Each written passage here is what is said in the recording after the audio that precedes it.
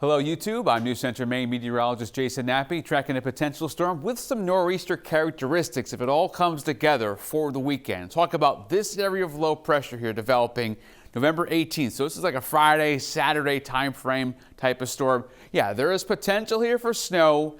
The best shot right now would be higher elevations, but heavy rain along the coast and also wind. So I'll get into all of this, obviously, as I talk about this storm, and it could be certainly the first nor'easter that we've had or will have for the season. So we'll get into all of that here. The socials, you want to follow along, you want to comment on the videos. I appreciate you so much. We talk about a lot of things there, pizza, ice cream, and all kinds of good stuff. Let's get right to the storm now. And this is November 18th, 2023 at noon. So it's, this is going to obviously change the next couple of days, but low pressure right on top of us as that high I just showed you skirts out of here, okay? So you have a warm up this week, you get a surge of warm air, and then where is this low going to develop? Is it going to be right over Portland, Boston?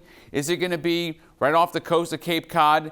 A lot's going to depend on a cold front that's going to be moving through and whether the storm rides all the way up the cold front or not. So you have to go and kind of pull the curtain back and look at what's going on in the atmosphere, the energy needed to boost the storm here. So we look here at about 500 millibars, so about 25,000 feet up in the atmosphere.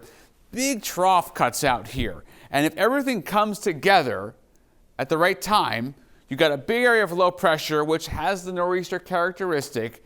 Now, what we like to see with this, if you do want a storm of this magnitude, you like to see this energy phase and come together. You also like to see blocking going on in the North Atlantic.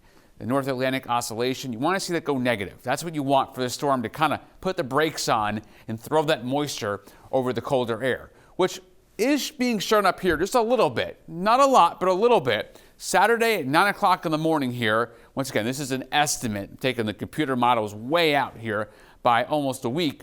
You see rain, coastal plain, inland, snow, higher elevations. You're seeing 40s and 50s. So clearly, this is not a storm that's gone completely negative. It hasn't tilted, and we don't have the blocking to hold it there in place very long, but there is that potential there for certainly rain and snow. Here is the actual amounts of the rainfall amounts, precipitation-wise here. Now, this is the GFS, Global Forecasting System, the American model as it's well known.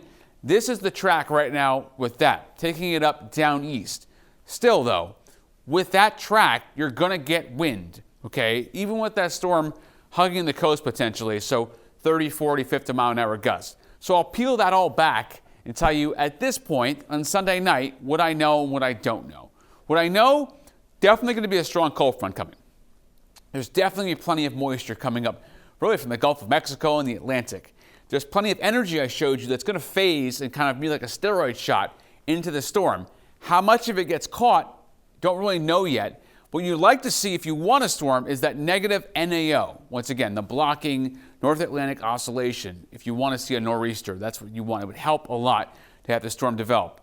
Snow, rain, or neither. Right now, if the storm goes out to sea, you get neither. If you get snow, especially in the mountains, which is more favorable this time of the year, it could be very significant, but you need the right track for that, and obviously the cold air to come down. So we see what the timing of the cold for the next few days. You can follow along on the socials and keep the discussion going and find out, do you want a big nor'easter before Thanksgiving? This would be obviously right before that time frame. So let me know. Go ahead and shout out. Thank you for being here, and we'll talk to you next time we track these nor'easters for the winter.